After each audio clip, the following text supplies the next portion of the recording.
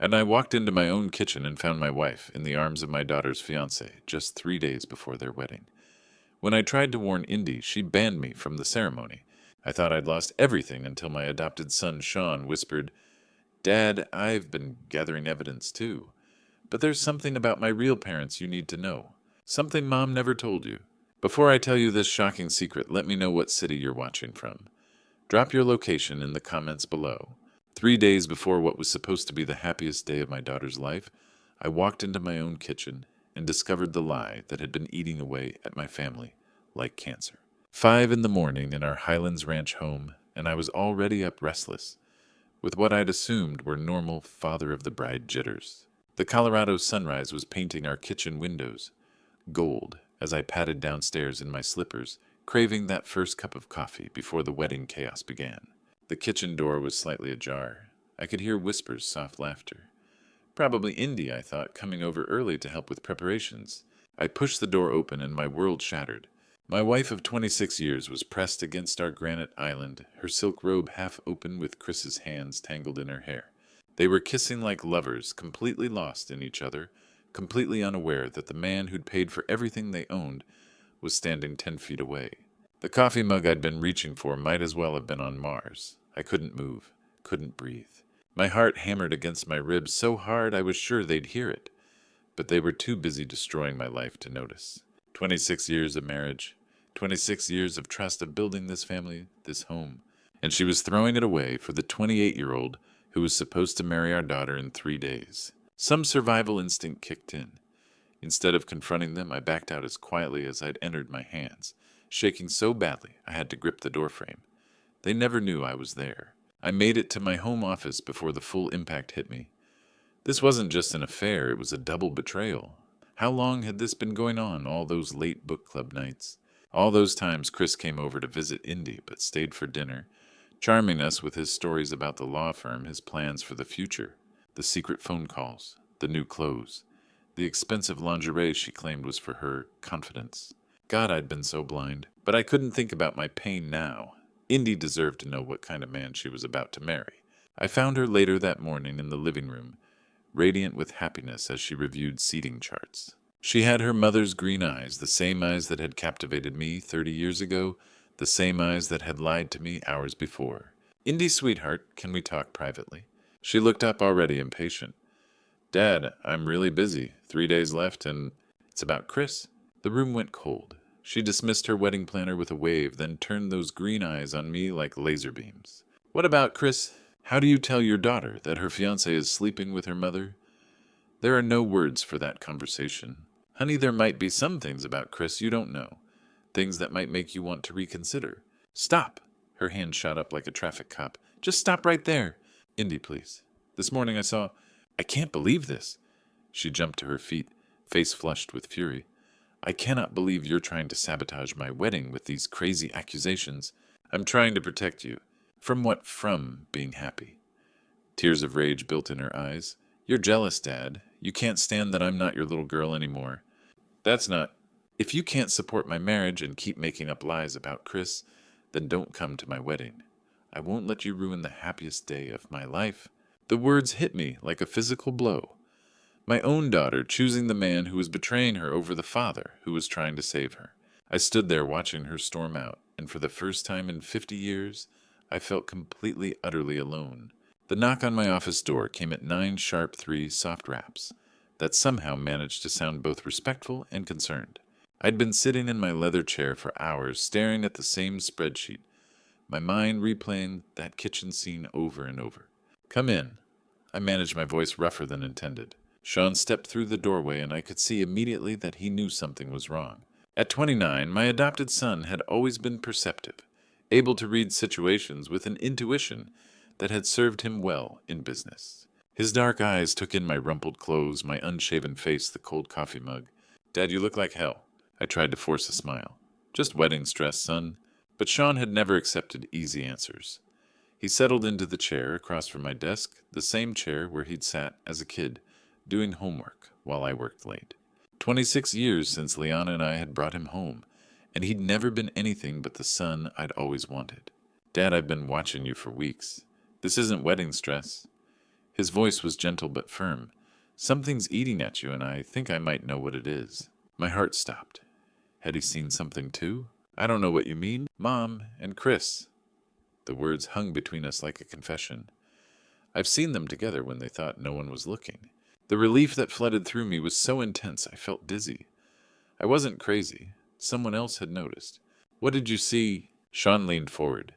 Little things at first. How they'd stop talking when someone walked into a room. How Chris always knew exactly how Mom liked her coffee. How she'd light up when his name came up. He paused, running a hand through his dark hair. Last week I came home early and saw them in the garden. They were just talking, but Dad, the way he was looking at her, wasn't how a son-in-law should look at his fiancée's mother. You believe me, I said. It wasn't a question, it was profound gratitude. Of course I believe you. Shawn's voice carried conviction that made my throat tight. You're the most honest man I know. If you say something's wrong, something's wrong. For the first time in hours, I could breathe properly. My adopted son, the boy I'd raised as my own, believed me when my biological daughter wouldn't. But Dad, we need to be smart about this. Indy's not going to listen to suspicions. She's head over heels in love, and she sees you as the overprotective father trying to keep his little girl from growing up. He was right. Indy had always been stubborn. So what do you suggest? Shawn's expression grew calculating. We need evidence. Real, undeniable proof that even Indy can't dismiss. And how exactly do we get that? A small smile played at his mouth. I know where they meet. Tuesday and Friday afternoons like clockwork. I can help you get the proof you need. Hope mixed with apprehension. This was my son, adopted or not, he was mine, and I was about to drag him into the ugliest situation our family had ever faced. Shawn, if we do this, if we're right, everything changes. Your mother, this family, Indy's wedding, it all falls apart. He met my eyes steadily. Dad, if we're right, then it's already fallen apart. We're just going to be the ones to catch the pieces. Shawn moved toward the door, then turned back with an expression I'd never seen before. Determined, protective, almost fierce. But we need to be smart about this. If we're wrong, we lose everything. If we're right... He paused, his hand on the doorknob. We need to be prepared for what comes next. 2 days before the wedding, Shawn and I sat in my Honda across from the Ritz-Carlton Denver, watching the morning crowd flow through the revolving doors. There, Shawn said, quietly pointing. Dad, that's Chris's BMW. I watched the silver sedan pull into valet. Chris stepped out with his usual confidence, handing over his keys like he owned the place. Every Tuesday and Friday afternoon, Shawn explained, adjusting the camera in his lap. I noticed because I work from home.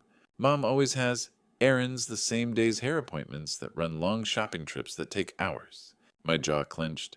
How many lies had I swallowed? There she is. Liana's white Lexus arrived exactly 15 minutes later. She stepped out wearing a red dress I'd never seen before, something she definitely hadn't bought for her husband's benefit. Now we wait, Shawn said, raising the telephoto lens, and document everything. 2 hours felt like eternity. Shawn had brought coffee, turning our stakeout into a grim parody of father-son time. We talked about work, sports, anything except what we were doing, while keeping our eyes fixed on that entrance. When they emerged, I wasn't prepared for the gut punch. They walked close, but not touching, maintaining professional distance. But Shawn's camera caught what others might miss, Chris's hand briefly on Liana's back, the way she leaned into him. The smile I hadn't seen directed at me in years. Follow at a distance, Shawn instructed as I started the engine. They walked 3 blocks to Mercantile Dining and Provision, settling into a corner booth, with the familiarity of regular customers. Through the windows we had a clear view. Can you get the shot? I asked. Shawn adjusted the lens. Crystal clear. That's when it happened. Chris reached across the table, took Liana's hand. She leaned forward, and they kissed, not a friendly peck, but the passionate kiss of lovers. The camera clicked rapidly. Got it, Shawn said grimly. Multiple angles. I stared at the photos on the display screen, my marriage reduced to digital evidence of betrayal. Undeniable proof that my wife was cheating with our daughter's fiancé. But Shawn was studying something else, his brow furrowed. Dad, look at this. He zoomed in on their table. See that receipt Chris just signed? I squinted at the small screen. The numbers were barely visible. $300, Shawn said quietly. For lunch. Dad, I've eaten there. A nice meal for 2 runs, maybe $70 tops. He looked up at me, wheels turning in his analytical mind. Chris is a junior associate at Morrison & Associates. I looked up their salary ranges, maybe $75,000 a year before taxes. So where's he getting the cash to drop 300 on lunch? The question hung between us like a smoking gun. This wasn't just about an affair anymore. This was about money, lots of it coming from somewhere it shouldn't be. Shawn, I said slowly, I think we need to dig deeper into Chris's finances.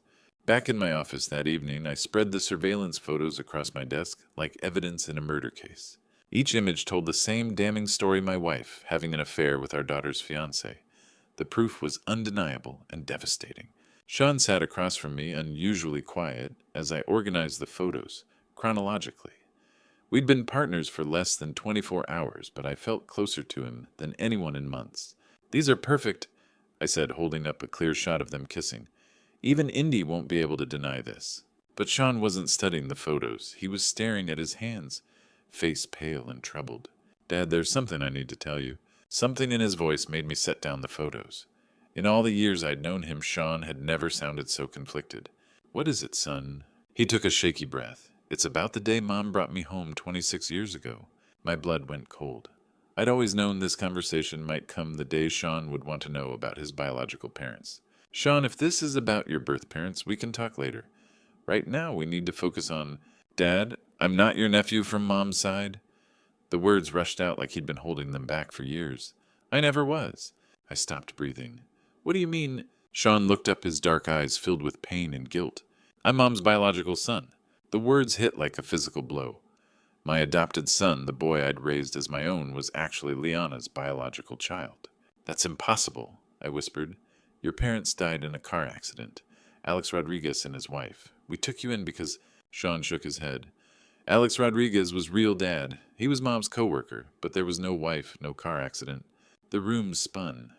26 years ago, Liana had come to me in tears about her distant cousin's tragic death, about the 3-year-old boy who needed a home. I'd opened my heart without question. She was pregnant, Shawn continued quietly. Alex was the father, but he wanted nothing to do with her or the baby. When I was born, she panicked. She wasn't ready to be a mother, wasn't ready to tell you about the affair. So she created the orphaned nephew story. I felt like I was drowning. How long have you known? Since I was 16. I found my birth certificate looking for my social security card. Alex Rodriguez was listed as my father, but no mention of any wife or accident. When I confronted Mom, she broke down and told me everything. And you never said anything? Shawn's eyes filled with tears. Dad, you were the only father I'd ever known. You taught me to ride a bike, helped with homework, walked me through every milestone. I didn't care about biology. You were my real father. But Mom made me promise never to tell. She said it would destroy our family. I stood slowly, legs unsteady. 26 years of lies. I'd believed I was the generous man who'd taken in an orphaned child when I'd actually been raising my wife's illegitimate son. But as I looked at Shawn, this young man I'd loved and been proud of for over 2 decades, I realized something surprising. It didn't matter. Biology hadn't made him my son. Love had. Loyalty had. The fact that he was here now helping uncover his own mother's betrayal proved family was about more than blood.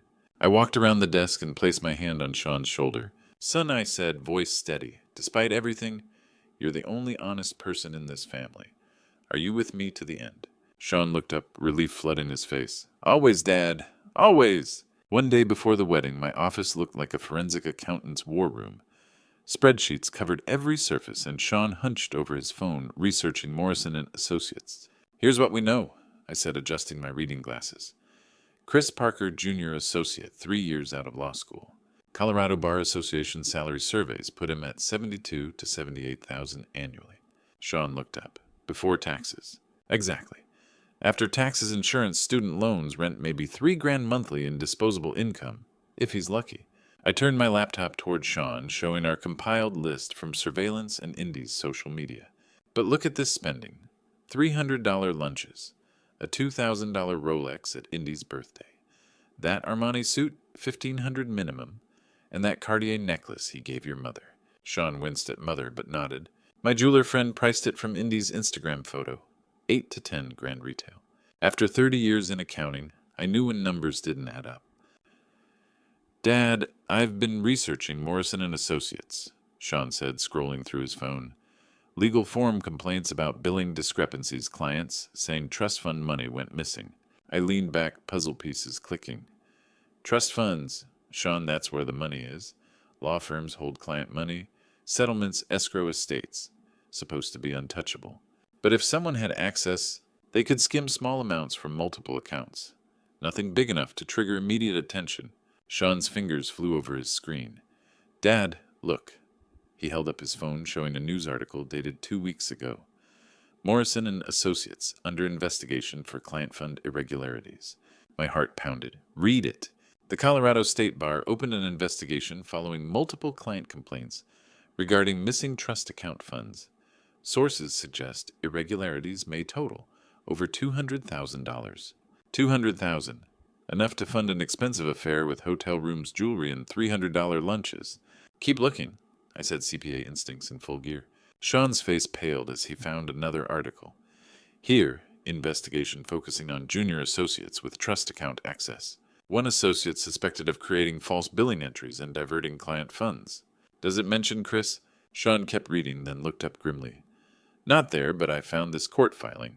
He showed me his screen, a formal complaint by Catherine Shawn alleging Chris Parker misappropriated $15,000 from her late husband's estate settlement. Shawn, I said slowly, Chris isn't just cheating on our daughter with her mother. He's been stealing from clients to pay for it. The betrayal's scope was staggering. This wasn't just family crisis, it was criminal enterprise. Chris had systematically stolen money to fund his affair with my wife, and in 24 hours he was supposed to marry my daughter. Dad, what do we do? I looked at my son, my real son, regardless of biology, and felt cold determination settle over me. We make sure justice is served. The phone rang at exactly 8 o'clock on the morning of what was supposed to be my daughter's wedding day.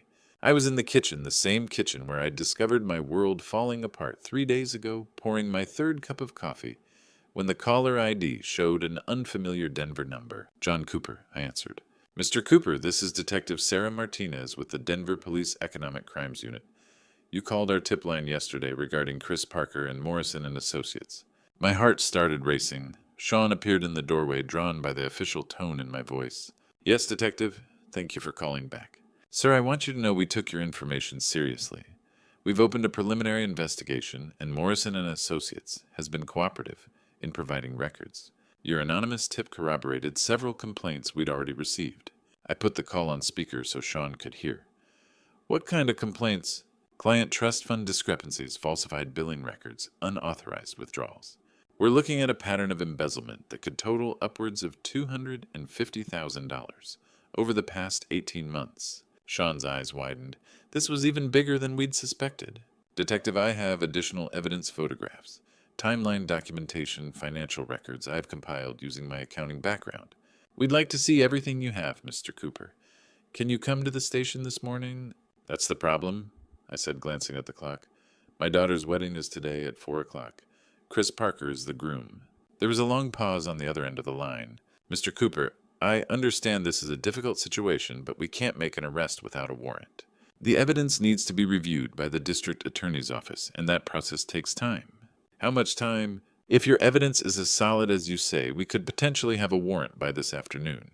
But I need to be clear, we can't guarantee timing. Shawn leaned forward. Detective, what if we can guarantee Chris will be at a specific location at a specific time? You mean the wedding? 200 guests, including several prominent members of the legal community, I said. Chris isn't going anywhere. Detective Martinez was quiet for a moment, then, Mr. Cooper, if you can provide us with the evidence you mentioned, and if the DA's office agrees to expedite the warrant, we can have officers present at the wedding venue. But this has to be done by the book. I understand completely. Can you be at the station in an hour? Bring everything you have. We'll be there. After I hung up Shawn and I looked at each other across the kitchen island where this nightmare had begun. Dad, are you sure about this? Once we hand over that evidence, there's no going back. Chris gets arrested. Mom's affair becomes public record. Indy's wedding becomes a crime scene. I thought about my daughter, probably at the salon right now, getting her hair done, completely unaware that her fiancé was a criminal and her mother was a cheater. I thought about the guests who would arrive in a few hours expecting a celebration. I thought about the life I'd built over 26 years, all of it based on lies. Shawn, your mother, and Chris made their choices. They chose deception over honesty, crime over integrity. They chose to build their relationship on stolen money and broken promises. I picked up the manila folder containing all our evidence photos, financial records, timeline documentation. And I won't let my daughter marry a criminal, and I won't let them get away with what they've done to this family. Shawn stood up, his expression resolute. Then let's go make sure justice is served. An hour later, we sat in Detective Martinez's office, watching her review our evidence with the methodical attention of a seasoned investigator. Mr. Cooper, she said finally, looking up from the photographs, if your evidence checks out, we'll have that warrant by this afternoon. I met her eyes steadily. Detective justice takes time, but today the truth comes out either way. 2 hours before the ceremony, I stood in my bedroom mirror, struggling with my black tie. My hands shook, not from nerves, but from the weight of what I was about to do. Shawn appeared behind me in the reflection, calm and determined. Here, Dad, let me help. He took over the tie, fingers steady where mine had failed. You taught me this when I was 12, for the father-son dinner at school. I remembered. 26 years of being his father, and it had taken this crisis to realize biology meant nothing compared to loyalty. Shawn, what if I'm making a mistake? What if there's another way that doesn't destroy Indy's wedding day? Through the window, I could see our backyard transformation. White chairs in perfect rows, the flower-covered arch, string lights ready for magic. Everything Indy had dreamed of. Dad, look at me. Shawn's voice was firm as he finished my tie. I turned to face my son, the only person who'd chosen truth over lies. Chris Parker's stealing money to fund an affair with his fiancé's mother. Mom's been lying for 26 years. Indy's about to marry a man who will destroy her life. He paused, eyes intense. You're not destroying her wedding. You're saving her from a lifetime of lies. A knock interrupted us. Indy's BMW in the driveway. My heart clenched. She was here for last-minute details. I found her in the living room, radiant in a sundress, hair in an elaborate updo. She looked like her mother at that age, beautiful, confident, unaware of lurking darkness. Dad, her voice was cool. Ground rules for today. Ground rules. No drama, no accusations, no upstaging my moment. Her green eyes were hard. I'm allowing you to attend because Shawn convinced me you'd behave. Don't make me regret it. The words stung. In her mind, I was the paranoid father poisoning her against her beloved. Indy, I just want you to be happy. Then smile, walk me down the aisle, and keep your conspiracy theories to yourself. She left, leaving me among family photos, chronicling 26 years of what I'd thought was happiness. Shawn appeared beside me. Dad, look outside. Through the window, Chris greeted early guests with trademark charm. Expensive tuxedo, perfect smile, firm handshake. To everyone watching, he was the ideal groom. Successful, handsome, devoted. Only we knew the truth. He's good at the performance, I said quietly. The best liars always are. Shawn straightened his tie. But performances end. And when this one does, everyone will see who he really is. I watched Chris embrace Indy's roommate laugh, with groomsmen play perfect son-in-law with Liana's sister, a master manipulator who'd been manipulating my family for months. I straightened my tie and looked in the hallway mirror. The man staring back looked older than 3 days ago, but his eyes were clear and determined. It's time she learned what kind of man she almost married. At exactly 4 o'clock, under the flower-covered arch I'd helped build in our backyard, efficient William Barnes smiled benevolently at the 200 guests gathered to witness what everyone believed would be the happiest day of my daughter's life. Dearly beloved, we are gathered here today to join Chris Parker and Indy Cooper in holy matrimony. His voice carried across the perfectly arranged white chairs past the string lights that would twinkle like stars when evening came. If anyone present has reason why these two should not be joined in marriage, speak now, or forever hold your peace. The traditional silence that followed felt different this time, heavier, more expectant. I stood up. The collective gasp from 200 guests was audible. Every head turned toward me, every face registering shock, confusion, and in some cases, annoyance. This wasn't supposed to happen at weddings. This was the stuff of movies and soap operas. I object, I said clearly, my voice carrying across the stunned crowd. Chris's face went white. Liana, sitting in the front row, wearing a dress that probably cost more than most people's monthly salary, looked like she was about to faint. But it was Indy's expression that nearly broke my resolve. Pure, undiluted furies mixed with humiliation. Dad, what are you doing? She hissed, but her voice was lost in the murmur of confused guests. I pulled out my phone, connected it to the portable speaker system we'd set up for the ceremony music, and the first surveillance photo filled the small screen I held up for everyone to see. Ladies and gentlemen, I apologize for interrupting this beautiful ceremony, but I have evidence that the groom has been having an affair. The murmur became a roar. People were standing up, craning their necks to see pulling out their own phones to record what was quickly becoming the most dramatic wedding disaster in Denver's social history. The photo on my phone screen showed Chris and Liana kissing passionately at Mercantile Restaurant. The timestamp was clearly visible 3 days ago, 2:47 p.m. That's not all. I continued, my voice somehow steady despite my racing heart.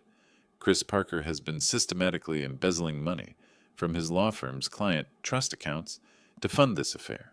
Chris tried to speak, tried to deny it, but his voice came out as a strangled croak. That's not. John, you're having some kind of breakdown. Am I? I held up another photo, this one showing a receipt for their $300 lunch. Chris, you make $75,000 a year. Where exactly did you get the money for Cartier jewelry designer suits and five-star hotel rooms? That's when Detective Martinez stepped forward from where she'd been waiting behind the rose bushes. She was flanked by 2 uniformed officers, and the sight of them sent a fresh wave of shock through the crowd.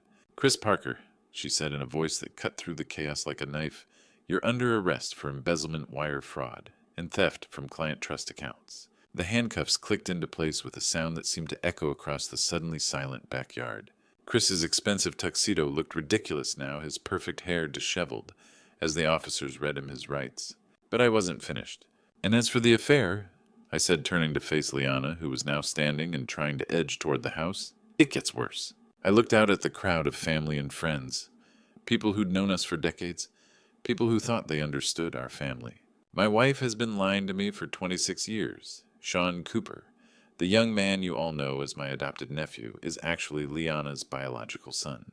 She was pregnant before she married me, and she hid that truth for our entire marriage. Shawn stepped forward from where he'd been standing with the groomsmen, his face calm despite the chaos around us. It's true, he said simply. And I'm proud to call John Cooper my real father, regardless of biology. Indy looked like she'd been struck by lightning. She stared at me, then at Shawn, then at her mother, who was now crying and trying to push through the crowd of guests. Dad, Indy whispered, her voice barely audible above the commotion, is it all true? I walked toward her, past the overturned chairs and shocked faces, past the ruined wedding cake and scattered flower petals. Every word, sweetheart. I'm sorry it had to happen this way, but I couldn't let you marry a criminal. Indy looked at Chris, now being led away in handcuffs, then back at me. Tears were streaming down her face, ruining her perfect makeup. But for the first time in months, her eyes weren't filled with anger when she looked at her father. She took my hand. Dad, I'm so sorry I didn't believe you. 6 months after the wedding that never was, I sat in my new townhouse kitchen in Littleton watching Shawn flip pancakes, while morning sunlight streamed through windows that had never witnessed lies. The house was smaller than our old Highlands Ranch estate, but every square foot was built on truth. No secrets lurked in corners. No deceptions hid behind family photos. Dad, blueberries in yours? Shawn asked, spatula in hand. Always, I said, sipping coffee that tasted better than any in years. Indy should be here soon. She's bringing someone to meet. Shawn grinned. The mysterious Tom. It had taken months of family therapy, but Indy and I had rebuilt our relationship from scratch. She'd learned to trust my judgment. I'd learned to trust her choices. It worked because it was honest. The legal aftermath was swift. Chris got 4 years federal prison plus full restitution. The Colorado bar disbarred him permanently. Liana moved to Phoenix after our divorce was finalized. I'd sold the old house, couldn't live surrounded by 26 years of memories built on lies. This place was where Shawn and I could start fresh. Shawn had legally changed his name to Cooper. The paperwork was just formality. He'd been my son since age 3. But seeing Cooper on his driver's license meant everything. We'd started Cooper and Associates Financial Services together. Shawn handled technology and marketing while I focused on accounting and clients. Smaller than my old firm, but more satisfying. The doorbell rang. Shawn wiped his hands. That'll be Indy. I opened the door to find my daughter radiant and nervous, holding hands, with a tall, earnest man in his early 30s. Kind eyes, firm handshake qualities I'd learned to value above charm. Dad, Shawn. Indy said brightly, meet Tom Richardson. Tom, this is my father John and my brother Shawn. Tom stepped forward with genuine warmth. Mr. Cooper, I've heard so much about you. Indy talks about you constantly. All good things, I hope. The best. She told me about the wedding, how you saved her from the biggest mistake of her life. That takes real courage. Indy squeezed Tom's hand, then looked at me with eyes holding no anger, just love and gratitude. Dad, I've learned to value your judgment. If you like Tom, then I know he's right for me. If you have concerns, I promise to listen. I studied this man who worked as a high school teacher, volunteered at the animal shelter, and had been patient as Indy worked through her trauma. Tom, I said, extending my hand, welcome to our family. Thank you for loving my daughter the way she deserves. As we sat down to breakfast in my honest kitchen, surrounded by people who'd chosen truth over comfort, I realized something profound. Losing everything had taught me what really mattered. The business was thriving. Shawn and I made a great team helping small business owners achieve dreams instead of managing finances for people who'd forgotten integrity. Indy was happier than I'd seen her in years, dating a man who valued honesty over expensive gifts. We had Sunday dinners every week now, a tradition built on openness instead of secrets. Sometimes we talked about the past, but mostly we focused on the future we were building together. So Tom, Shawn said, passing the syrup, what are your intentions with our sister? Tom laughed, completely at ease. To love her, support her dreams, and never lie to her. Ever. I smiled, watching my children, both of them biology, be damned welcome this good man into our family. We'd been broken by betrayal, but we'd rebuilt ourselves stronger. Family isn't about blood or shared history. It's about loyalty, honesty, and the courage to do what's right, even when it's hard. And that was a foundation worth building on. Looking back on these betrayal stories, I realized that sometimes God puts us through the darkest moments to reveal our true strength. What started as the worst day of my life became the foundation for something better, a family built on truth instead of lies. These betrayal stories taught me that blood doesn't make family. Loyalty does. Shawn proved that love creates stronger bonds than genetics ever could. Indy learned that wisdom often comes disguised as heartbreak. And I discovered that when God closes one door, he opens another. Sometimes it's the door to a life you never knew you needed. The grandpa stories I'll share with future generations won't be fairy tales about perfect families. They'll be real betrayal stories about courage, about choosing truth over comfort, about standing up for what's right even when everyone thinks you're wrong. These grandpa stories will teach them that integrity isn't just a word, it's a way of life. When God tests our character, he often uses the people closest to us, but he also provides unexpected allies and second chances. Sometimes his greatest blessings come wrapped in our deepest pain. The grandpa stories that matter most are the ones that show how broken people can rebuild their lives on honesty and love. If these betrayal stories touched your heart, please share your thoughts in the comments below. Have you ever had to choose between comfortable lies and painful truths? Don't forget to like this video and subscribe to our channel for more real-life stories that remind us what truly matters. Your support means everything to us.